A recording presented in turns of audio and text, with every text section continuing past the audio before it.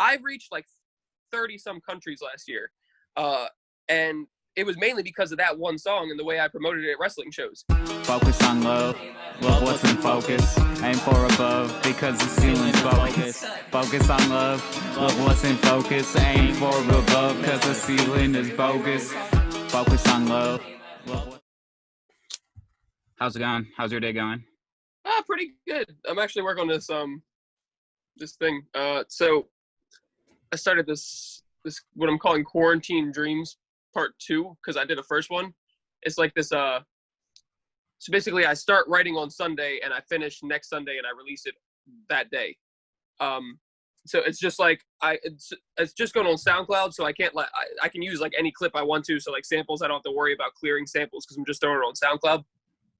So I'm just kind of making songs and writing them all this week, mixing and mastering, doing all the recording this week. So it's like the rawest form of me, I guess, that people can get. And it's a good way for me to also promote my album because people are like, wow, can you really write that many songs? Because I did 4 for the last one and I didn't feel like that was a lot. I want to try and get more than that done.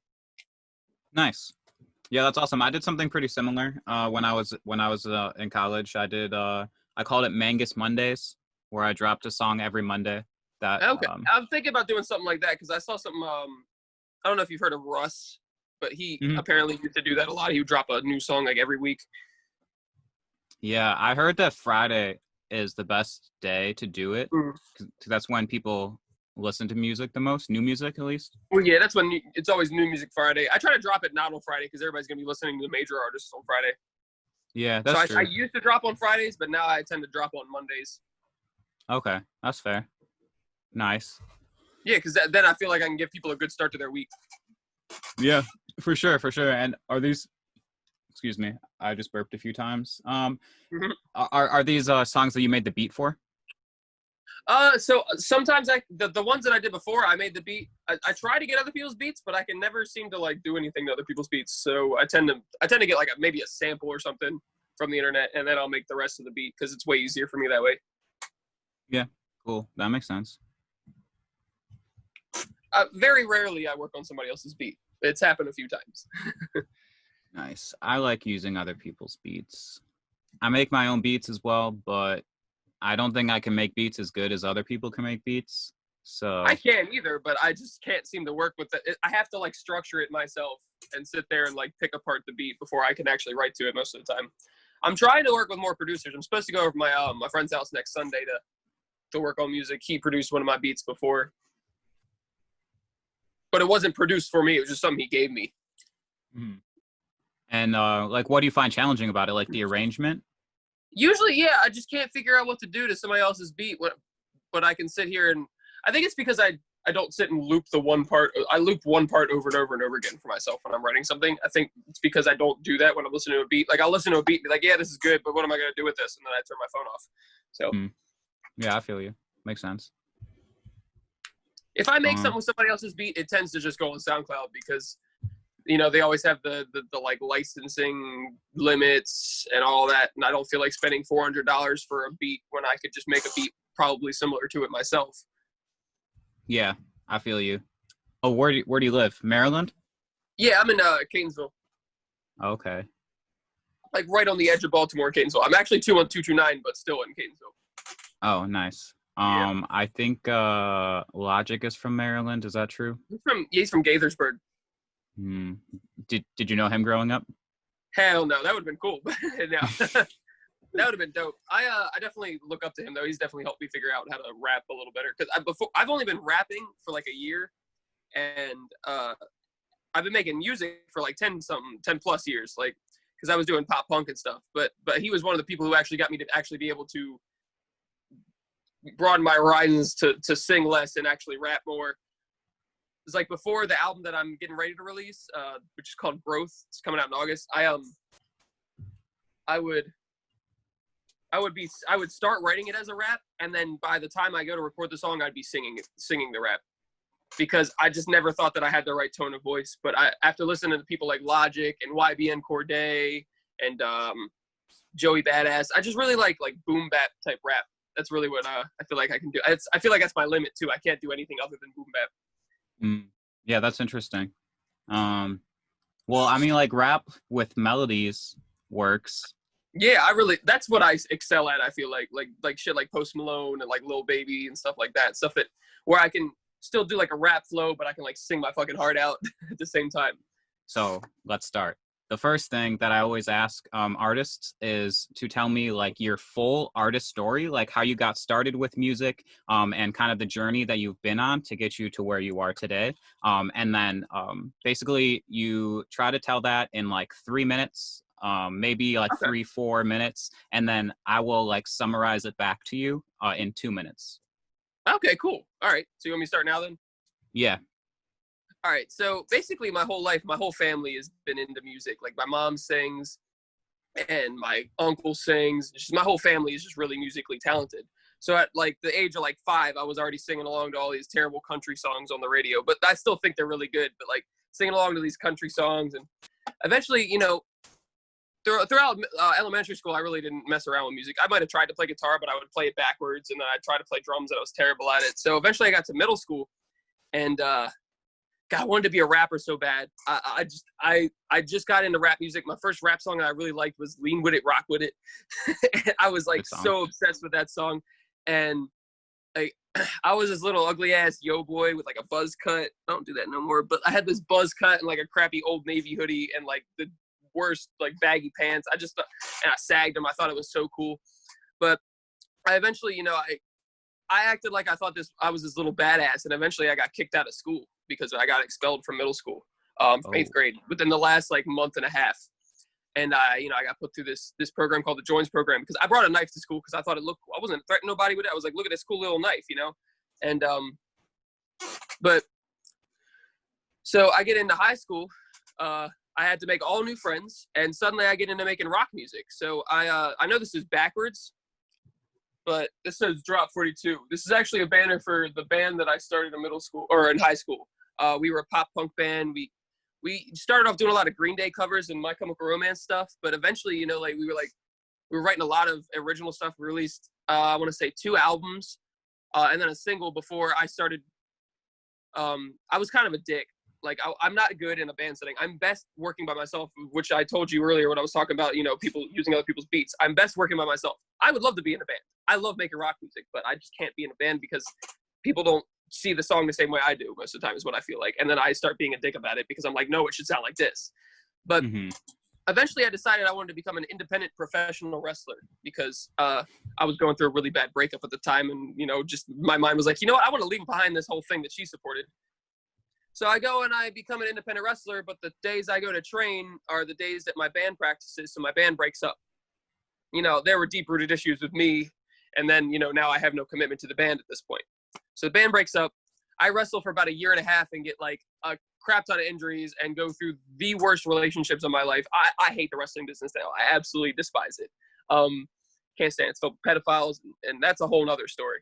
But eventually, I'm getting to the end of my wrestling career because I hurting myself, concussions. I tore a ligament in my shoulder, so I couldn't wrestle for like 3 months. So I'm sitting at home like, what do I do now? What do I do on my weekends? So I started making music again. I had stopped making music. I wasn't really. Might have tried to make a beat or something, but I didn't really release anything. So I started making this song called Hotel Rooms, and I had a friend from high school hop on it, and then I started promoting it at the wrestling shows once I could go back to wrestle. And while it didn't get like thousands and thousands of streams on one platform, that song, when I finally released it, was getting streams in like New Zealand and like the UK, and just like I've reached like 30 some countries last year. And it was mainly because of that one song and the way I promoted it at wrestling shows. So eventually, I decided I was going to quit wrestling and just start doing this.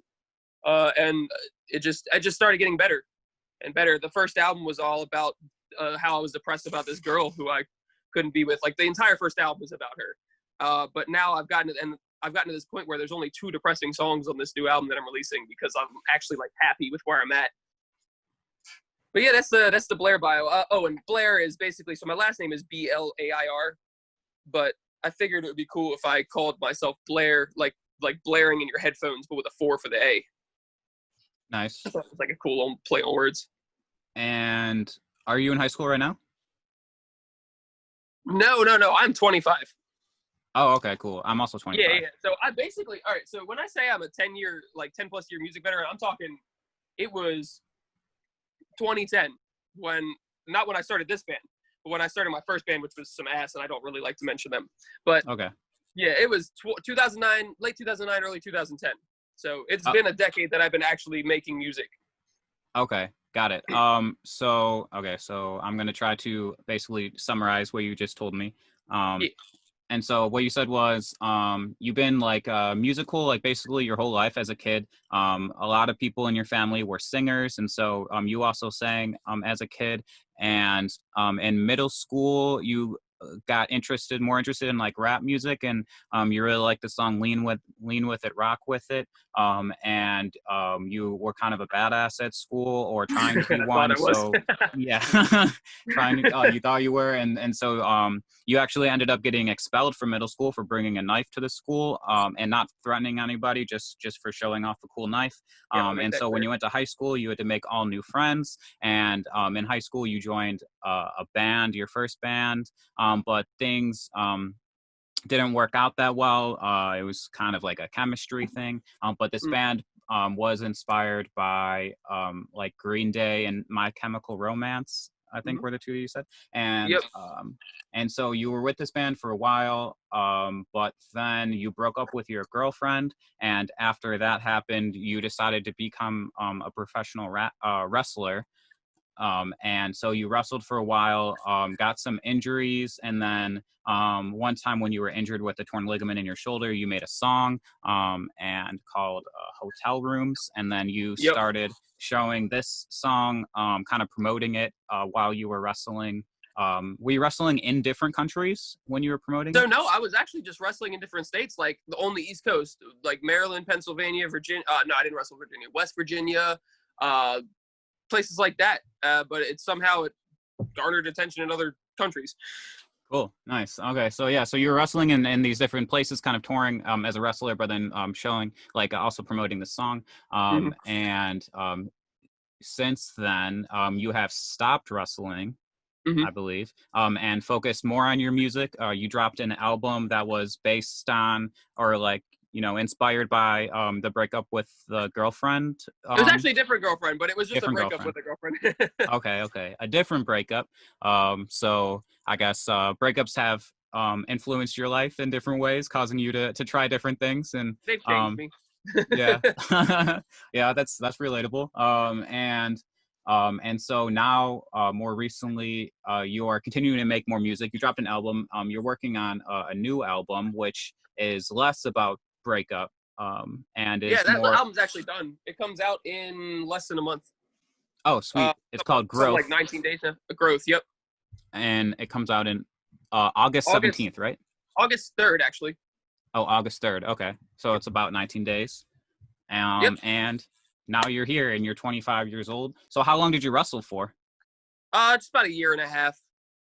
Okay. The thing was, I wasn't like terrible. I wasn't great. I knew that I wasn't good, though. You know what I mean? Like, I could tell that I wasn't very good, and I was getting better, but every time I'd get better, I'd take one step back by getting injured again, and like, really hurt. Like, and it would be injuries that I'd go and wrestle through, to try and keep wrestling, because I didn't want people to think I sucked or was like a pussy, So, because that's the type of toxic environment you're in there. They're like, man, you suck. You're a wuss. Like, they suck. They are fucking terrible. Yeah, that's interesting. I kind of had an interest in being a professional wrestler when I was younger. I watched a lot of wrestling, and I would like wrestle like with my friends, like in the basement. But I never actually did that. So that's pretty interesting. And that's a cool thing that you went and actually did. A lot of my, I'd like to say a lot of my supporters and fans come from wrestling, though, like wrestling fans and wrestlers who I wrestled with. Like there are people who are terrible, but there are generally like a lot of people who are just genuinely good people too. So. That makes sense. Does wrestling or wrestlers like influence your music? I do have a song that's loosely based around quitting wrestling to make music. It's called Better Things. But it sounds more like you're quitting your job to make music. But it was kind of like a job. I was starting to make a little bit of money doing it. I could sell a lot of merchandise when I was doing it too. Yeah, that's cool. Do you watch like pro wrestling? WWE? Not anymore. Okay. I don't watch any of that anymore. Nope. I have no interest in it now. Did you have some favorite wrestlers growing up? Actually, I didn't really like wrestling until I was at least, I want to say 18, 19. Oh, okay. I was one of those guys who was like, man, that shit's fake. It's just a bunch of sweaty guys wrestling with each other. It's gross. I don't want to watch that. But eventually I just got really, really, really baked, and I watched it with my friend. I was like, dude, this is freaking awesome. I watched somebody put somebody through a flaming table. I was like, yeah, this is cool. You're right. Yeah, there's do you have videos of you wrestling on YouTube? Oh yeah, they're all over the place. If you search Debonair Kurt Blair, you'll probably find them. Oh, nice. I call myself Debonair Kurt Blair, and I had like I came out with a mirror that I looked at myself in. I might have one lying around. Hold up. Oh, dude, this is dope. I'm gonna watch these. I got my 8x10s. What is this? I used to sell these. They were 8x10s of me. I had a tag team called Hard to Handle with my like a best match. I see like several here. There's Kurt Blair versus Xavier Cross. That was my first match back from injury. Dylan O'Connell versus Debonair Kurt Blair versus. Nah, I don't watch that one. Nope. That one's not very good. Vic Ramon versus. That was like my first match. If you could find one, see if there's Kurt Blair versus Brother Greatness at BWF. Brother Greatness. Yeah. Okay. He's like a religious character. That was one of my favorite matches. It was my first good match. The week after that, or the day after that, I actually wrestled somebody who was on WWE not long ago, James Ellsworth. I haven't heard of him. Yeah, he was like a short-lived like comedy character. He has like no chin. It's like a whole thing. He has no chin? He looks like he has no chin. It's like, I think he was born like that, but like it's weird. Like it just dips into his neck. Oh yeah, you're right about that. That is quite a strange guy. Okay, cool. Are you interested in hearing my artist story? Yeah, absolutely. And then you're not gonna make me try to recite it back to you, right? Because can you? Could you? I would appreciate that actually. All right, you know what? Screw it. I'll try. All right. All right. Awesome. Okay. So, growing up, I've listened to primarily rap music like my entire life. Like growing up, my siblings, I have 5 older brothers and sisters, and then a few of them liked rap music growing up, and so like that's what I listened to whenever they would like drive me around places. They would play rap music in the car, and I guess also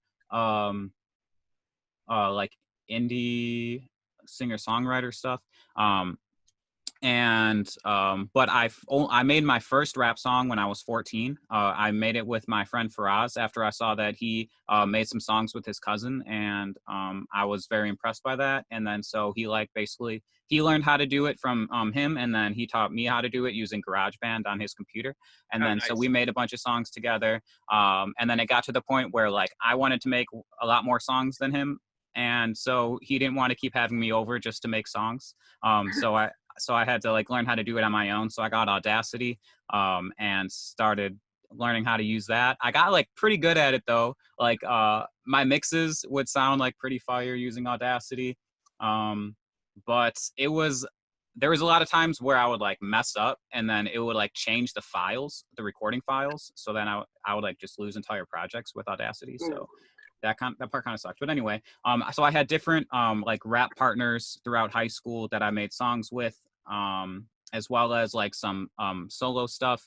I like to use like instrumentals that Lil Wayne used. Like Lil Wayne has made like lots and lots of songs, and so I would like listen to him rap on like all different types of beats, and then I would like use the ones that I liked most from his. So my music style, at least originally, was heavily influenced by Lil Wayne. And when I started college, when I went to college, I went to the University of Illinois, Urbana-Champaign, to get a degree in computer science. And at that point, I didn't agree with the subject matter of my previous songs. I mean, I kind of talked about like hoes and bitches, I guess. And now I like don't say bitch in my songs because I think it's offensive. And so at that point I was like, well, I just need to like rediscover like who I am and like what my sound is before I start making more raps. And so in college I learned how to make beats using a machine, MK2. Nice.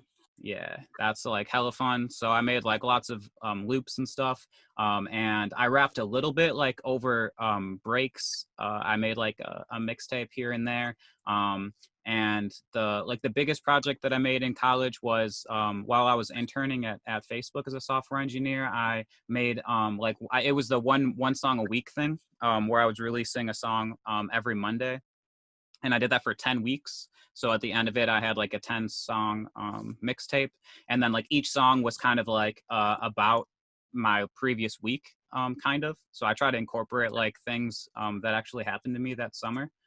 So when I listen back to it, it's pretty cool as like a time capsule of sorts. Yeah. And That's cool. yeah. But then like my senior year of college, I didn't rap like at all really. And but I was still kind of making beats a little bit. And then when I got a full-time job out of college, I like definitely didn't rap. I didn't have time. But then one of the teams that I joined at my job like worked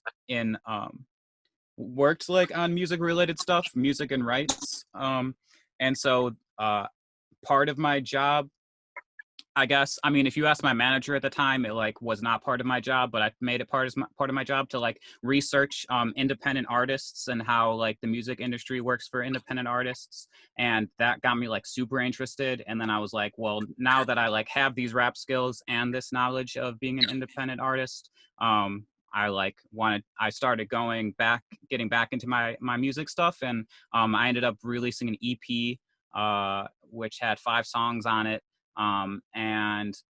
The purpose of the EP, I guess, was to just like get something out there as quickly as possible so that I have like some music to share with people that is like polished sound.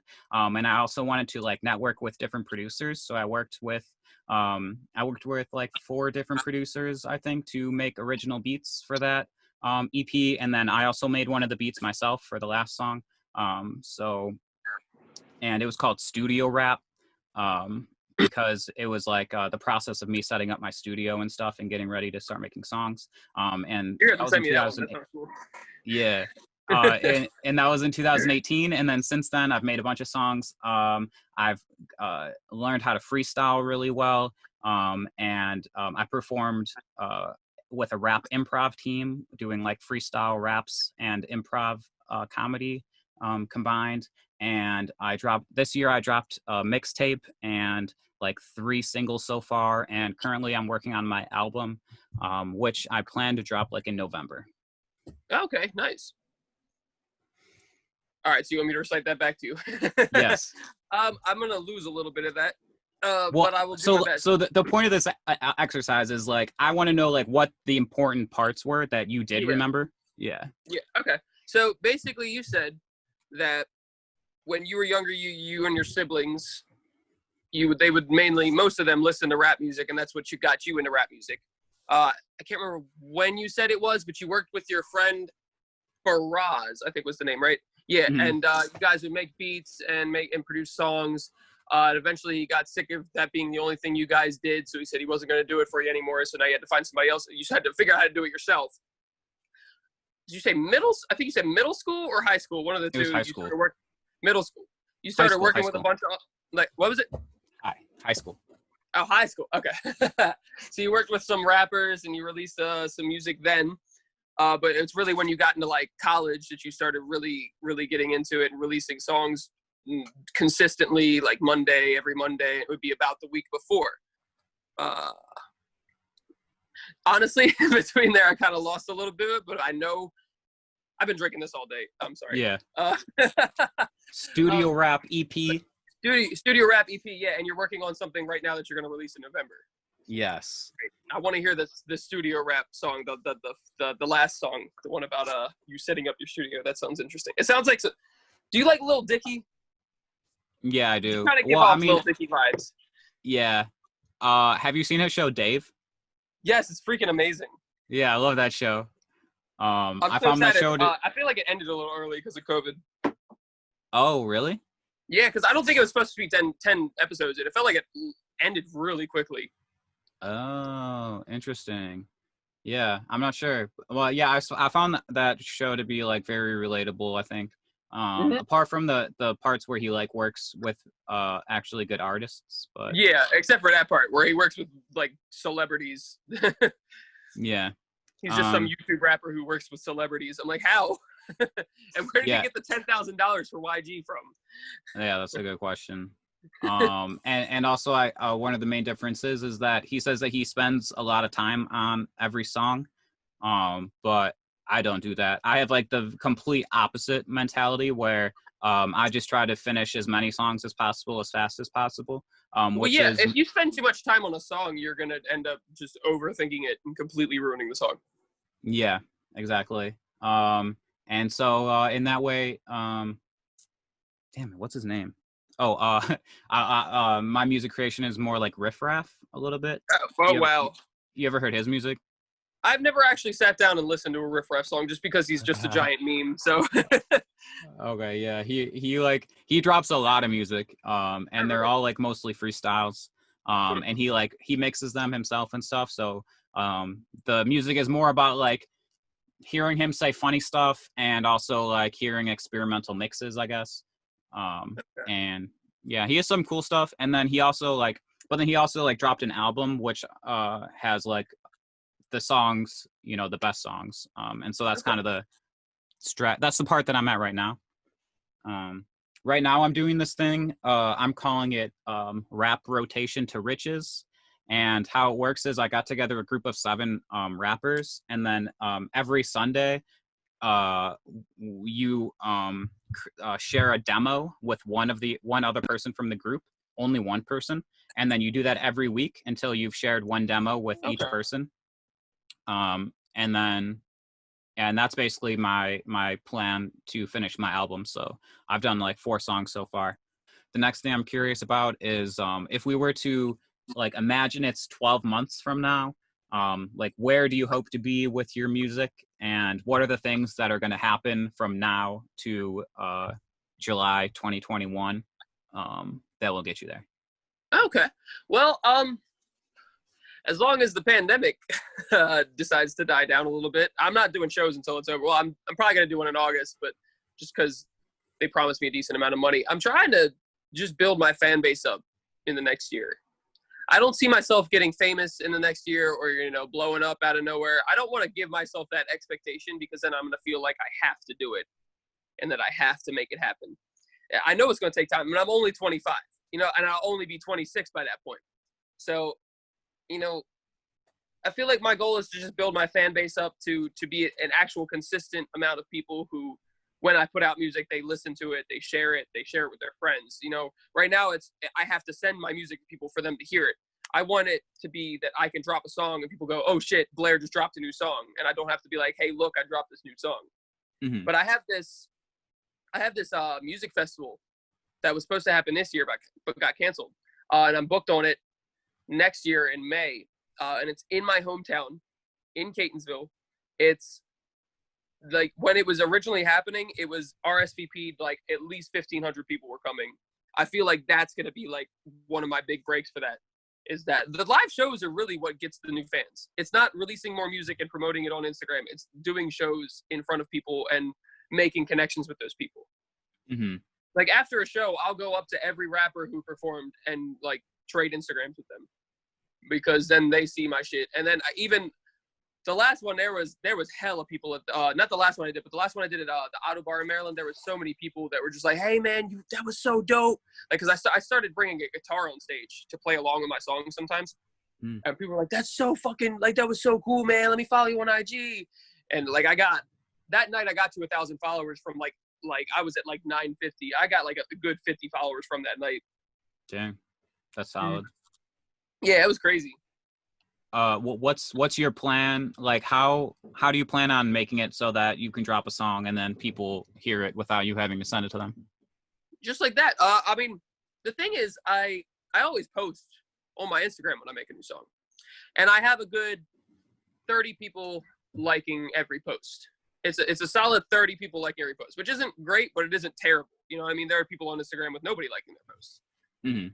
Instagram's where I have the most active audience, the audience that actually interacts with my stuff. Facebook, people just, they like my memes.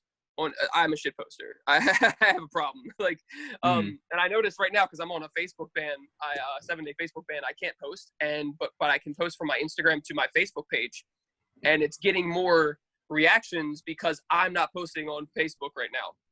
So I think I need to stop posting memes. But I think basically I just need to do what I'm currently doing until people, you know, hear maybe that one song that makes them realize, wow, maybe he's actually really fucking good, and, you know, I can just listen to his music when it comes out. Like, because on Spotify I got like maybe 48 followers, which isn't terrible, because like I said, I know people who got like 10. But yeah. I want it to be 458 or 4,058. You know what I mean? Like, I want it to be a bigger number, and it's not because I want to be famous, but I really don't want to work a regular job. I would much rather do what I love and make money and support my family that way. Okay, that makes sense. Also, I feel like I got a solid message that I want people to hear. Yeah, for sure. So you're in the next 12 months. Your plan is to hopefully do some live shows in like next year, potentially at a festival in May. But beyond that, you're hoping to just keep building your following on like Instagram and Spotify by releasing music, and also like reaching out to people directly to share your music with them, so that hopefully over time you find people that really like it and will look forward to your new music when it drops. Yeah, I'm trying to get on some Spotify playlists, because I noticed that people listen to those a lot, and that helps them find new artists too. Do you want to hear about my goals for the next 12 months? Yeah, sure, why not? Okay, so like I mentioned earlier, I really like just making music and making lots of music. And so my goal is like not even about like followers or anything like that. What I want to do is within the next 12 months, I hope to collaborate with 1,000 different people to create music together. So that's a solid goal.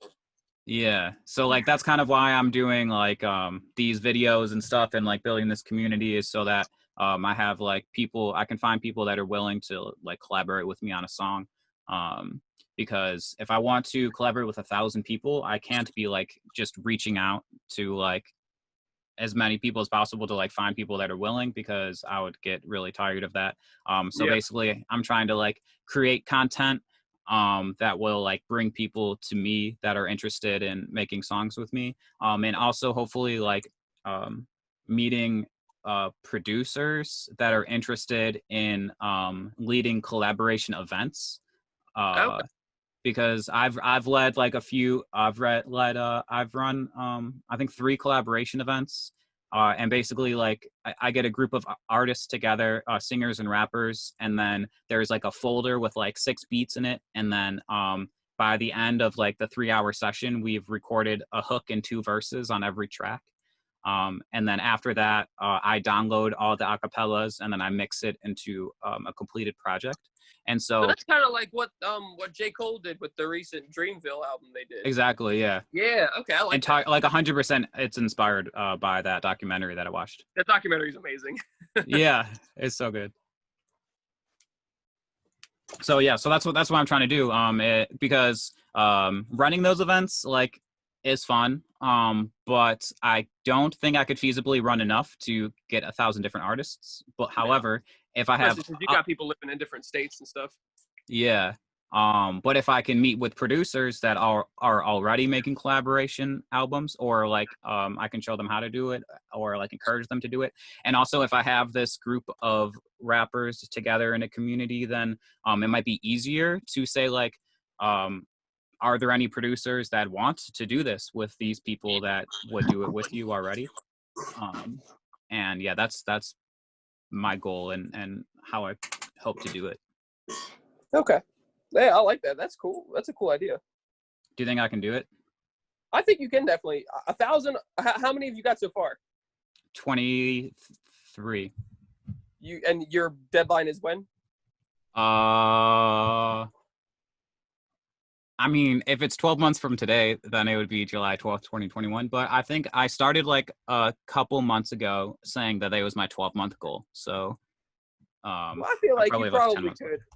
Yeah, in 10 months, I think you can if you honestly try hard enough. Like if you really keep doing stuff and contacting people, I think you'll eventually have enough people. So everyone that I collaborate with, I add to a Facebook group, and the group has it has 20 people in it. So 20 so far, but yeah. I mean, that's 20 people. That's that. You just need to do that 50 more times. Mm-hmm. Oh yeah, 50 more times. I'm thinking 100. Jesus. Yeah, I don't know if you can do 1,000. That might be too many. I would lower the goal a little bit. Yeah, we'll see. I'd shoot for 1,000 and then hope you get higher than that. Yeah. But there are some tricks that I could use, right? Because I could have one song that like 100 people make a remix of, and then that would be like 100 right there. Yeah. But so you gotta rely on 100 people to make a remix for you. Right. Yeah. Like, do you have any ideas? Like, what else could I do to collaborate with a lot of people? I don't know. I work with like the same like 4 rappers for every project, so I honestly don't know. I mean, I got a couple new ones recently. You could post like flyers and shit. I mean, in our local music shop, like instrument place, Bill's Music House, they have like a cork board where people can put up papers, and you can take like a slip that has like a phone number you can call. That's how people get band members. That's how they get, sometimes people grab in and check out those songs, or like maybe they'll see that there's a show coming up. So you could probably do something like that. That's a good idea. Yeah, I live in Oakland, California, which is like a lot of rappers live there. But I have not been able to like break into the local rap community yet. Or, I mean, I guess I haven't tried that hard, but also I've been on lockdown ever since I've lived here. So I feel like if you do something like that, it might work out then. Because if you live around a lot of rappers, but you don't know how to necessarily tell them that you'd like them to rap for you, you don't have to tell them personally. There's just a paper sitting there. Yeah, that's true. That's a good point. Thanks. I'm definitely interested to hear more about how you work with those other rappers. Okay. So maybe you could tell me a story about a time that you collaborated with other artists. Especially since you said that you don't like doing that, but you said that you worked with some rappers. I like getting features. I like getting features from rappers. And I like working with other artists. It's just harder to do. It's more difficult. It's so much easier to just do it myself. But yeah, I guess I could probably think of let me think of one of the ones that's probably the best. So the thing is, I've never actually gotten in the studio with another rapper. I usually just have them send me a verse. I'll send them the song with their hook empty, and then their verse empty, and have them record it over it and send it back. Or we'll send just the raw vocal back. But I guess the best one would probably be so basically, I used to work with this guy named Boston Johnson. It's not his real name, just the name he goes by. And I didn't know he was a rapper for a while. I didn't really work in the same area as him. We didn't really talk. So one day I was put in the same area as him after somebody told me he was a rapper, and I was like, man, how do I tell this guy that I'm also a rapper, or trying to be a rapper, and I want to like work on a song together? Because I hadn't checked out his SoundCloud at the time because I didn't know what he's called. So I'm like, fuck it, I'm just go up to this guy and say like, hey, I heard you're a rapper. Like, I know for a fact, because I don't like people approaching me about that type of shit. It's just weird. I'm weird about it. I'm like, all right, well, I'm gonna do it anyway. So I'm like, hey, so I hear you're a rapper. What do you go by? And he proceeds to tell me, and so I'm like, yeah, I do the same thing. And I showed him one of my songs, or I told him, like, so we both wrote down each other's SoundCloud. The same night, I couldn't find his SoundCloud because it was such an outlandish name. It was like Super BZ 64 or something. He goes by BZ. At this point, I didn't know. I thought he went by Super BZ 64, but that was his username. But so eventually, we come back the next day, and I'm like, bro, I couldn't find shit. And he was like, well, I found this, like your song, and your song, Tom Petty, is so freaking dope. Bro, I was like, yo, he likes it. Okay, cool. So eventually I found his music because he helped me find his SoundCloud on break.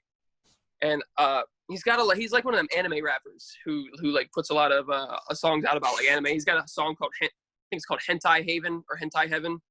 And then he's got one. He's an anime rapper. It's goofy, but it's great. You know what I mean? Like he has like really, the wordplay is great because he knows how to do it, and he's really good. But eventually we were just like, each day we'd sit down at break and start talking about like music. And eventually I was like, man, you want to do a song with me? And I sent him the song, which it's out. It's on streaming services right now. It's called Beast.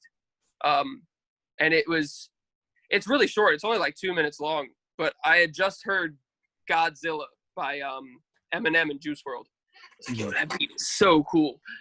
So I tried to do something kind of similar with like a twist of like what the baby does with like the piano and stuff, like Suge. So I made this beat kind of like that.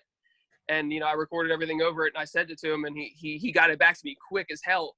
But the difference between, you know, the way that other people may send me songs is he actually did paid promo for it on Instagram.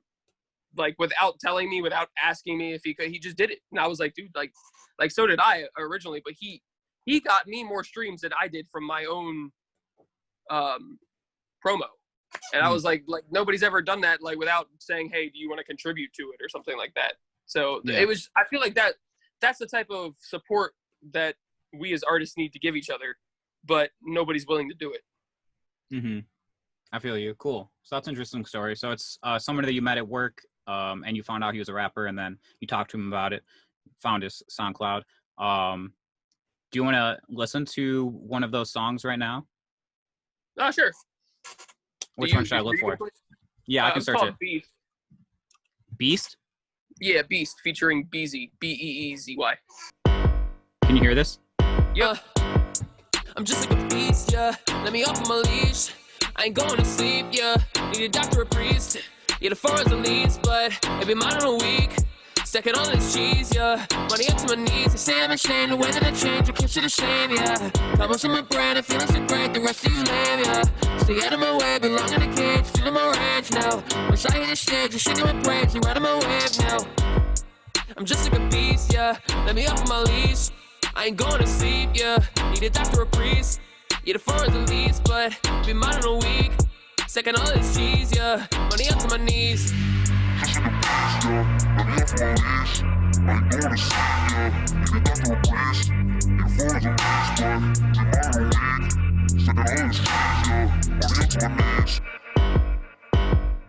Taking excessive amounts of Excedrin. This rabbit is making my head, but I need me a break for a second.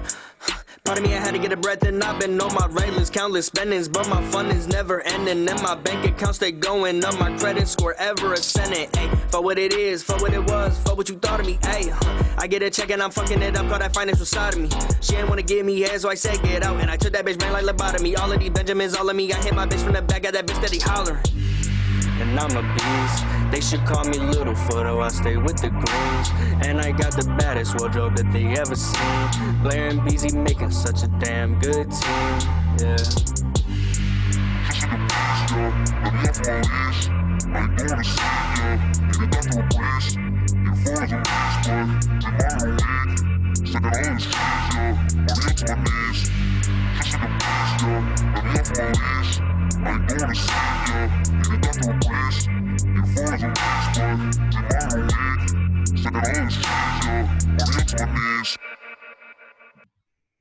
Cool. Yeah, so I don't know if you could tell, but I don't know if you've heard Heartless by The Weeknd. But it was that part, the part where it's all trippy is kind of inspired by that. I actually have like the background vocals like panning from ear to ear. And I tried to do some weird stuff to, because I was kind of like starting to get into Travis Scott. I just wanted to like really like try to produce the song differently than the other songs I had done. But I use that low voice a lot. It's actually something I've used since my very first song. Oh, so what tools do you use to create your music? So I use FL Studio. And sometimes I'll throw a guitar in there, but I haven't done it a lot recently. But yeah, I just use FL Studio, and I use this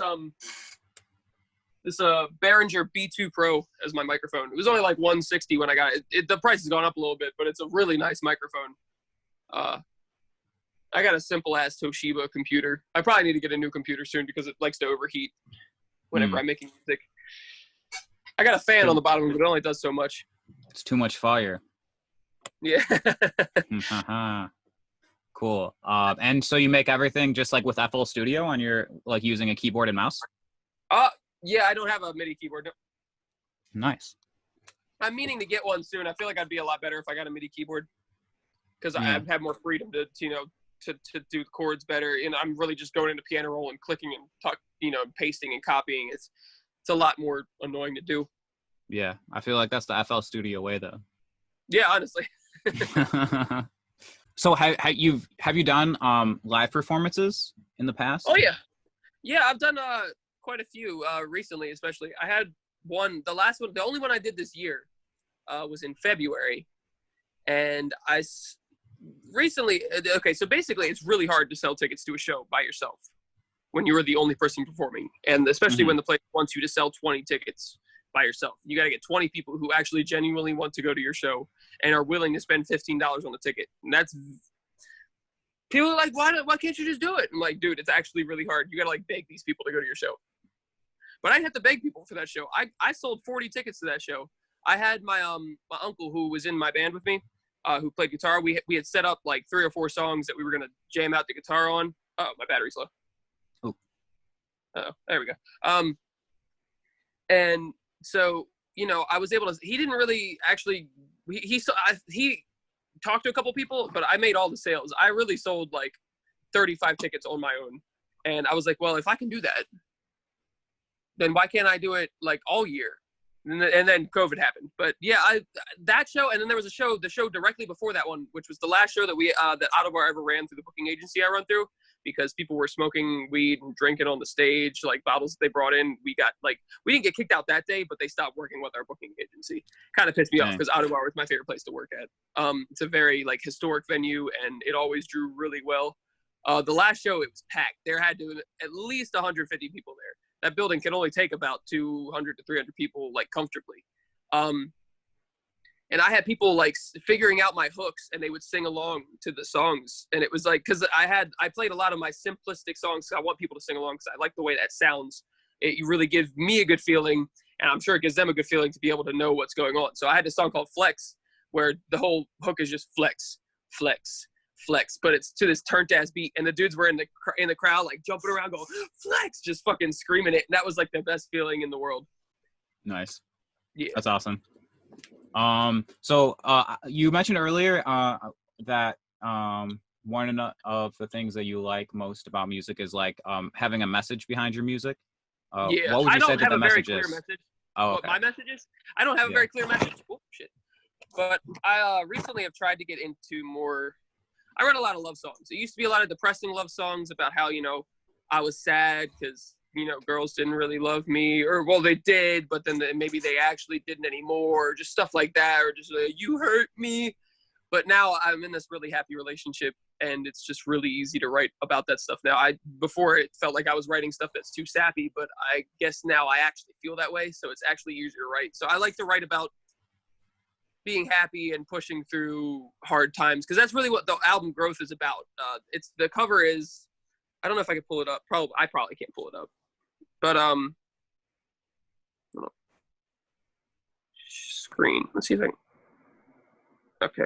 I can't pull it up, but okay. So it's that's fine. It's basically the cover of. It's the surface of Mars. My cousin Emily drew it. It's the surface of Mars, and it's a plant growing out of the surface of Mars, and it's basically supposed to like symbolize like my growth through like obstacles and depression and my bipolar disorder, like through everything, to be able to still grow despite all those odds, because like how hard would it be for a plant to grow on Mars? You know what I mean? Like it'd be incredibly difficult for a plant to grow on Mars. So that's like, it's supposed to symbolize that. And that's why, I just feel like I like to write about happiness, and I like to try and stay away from the depressing songs. The problem is I'm good at writing depressing songs. So of course there's going to be a nice depressing song every now and then, but I want to push the message of, this ain't the end all be all of your life. Like don't beat yourself up over some depressing shit. Mm-hmm. Nice. Yeah, that makes sense. And maybe you could pick out like one of your songs that you've made before in particular and talk about like what was the process of creating that song, and like what is like the message of that song, like in the same way that you just shared about like the album cover. Okay. Does it have to be one that's released? Because I have one that's not released yet. Unreleased is fine. Okay, cool. So I have this song called "Don't Wanna Die Young," and it started off as this song where, you know, my friend from middle school, who was one of the people who really got me into rap music, I found out that he was shot and killed. I hadn't talked to him in years. I found out he was shot and killed, and I was like, well, that's real cool. You know, the last time I talked to him, I was a freshman in high school. It was 2010 the last time I talked to that dude. It happened this year, and I was, you know, like devastated because like the dude, when the last time I saw him was freshman year of high school, and I had just told him about my band, and he was like, dude, that's so fucking cool. Like I you know, do a good job. You know, keep doing it. You know, keep it up, man. Follow your dreams. You know, so you know, a lot of my friends are dying, you know, from drug overdoses, getting shot. You know, Baltimore, Catonsville, this whole area it ain't a joke. Like people saying that it's a terrible place. It's not necessarily a terrible place to live. It's just like people die here, and it sucks. You know, so I had this song, you know, about not wanting to die young, and about, you know, I feel like I'm already living my best life. The hook is, I'm already living my best life. Everything is good up on my side. I won't ever say I'm afraid to die, but I don't want to die young. And but the thing was, I sent it to this guy who I really enjoy the verses he sends me. His name's Lil Renegade. And when he wrote his verse, it was right as, you know, all the George Floyd killing and the Black Lives Matter protests started.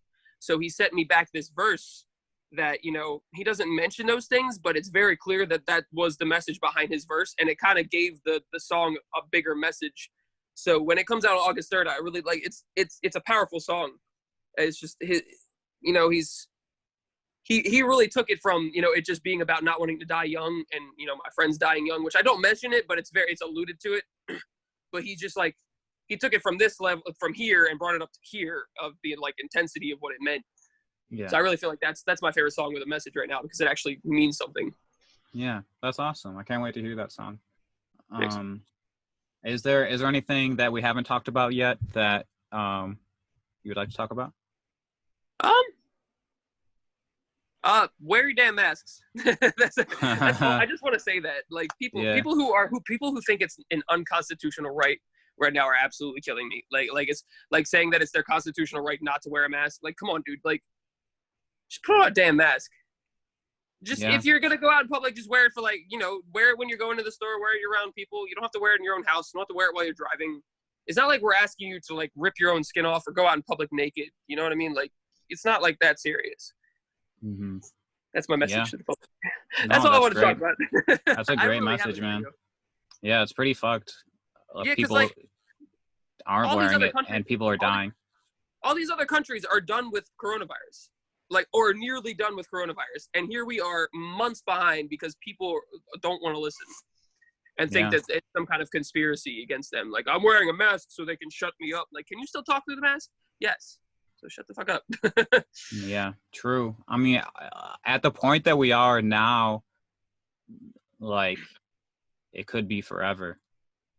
Unfortunately, I have a friend who told me that his sister works for the bioengineers who are working on the vaccine. I don't know how true it is because I don't really have a source, but he said that it could be out in March, which isn't terrible, but I was really hoping it would be before then. Yeah, that could be like actually like the only way that it stops at this point. It has to. It's gonna be a vaccine, and then you're gonna have people who are anti-vax and are gonna be like completely against taking it, and they're gonna die next. Yeah, I've seen a bunch of people. I don't think you are, but they post like, Bill Gates wants to inject you with his vaccines so that he can control you or whatever. I'm like, what are you talking about? And shit. Like, bro, what? Like, who? Where did you hear this? Oh my god. This shit drives me insane, man. Focus on love. Love what's in focus. Aim for above because the ceiling's bogus. Focus on love. Love what's in focus. Aim for above because the ceiling is bogus. Focus on love. Look what's in focus. Aim for above because the ceiling's bogus. Focus on love. Look what's in focus. Aim for above because the ceiling is bogus. I wanna lay down a never-ending road. We never go to